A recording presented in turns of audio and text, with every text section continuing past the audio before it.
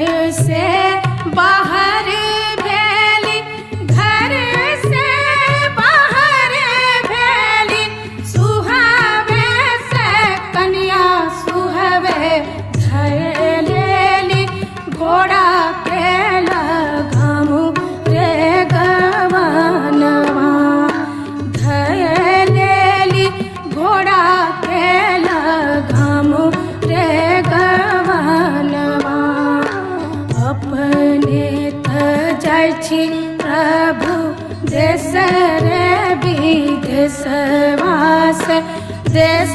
रे विदेशवास, हम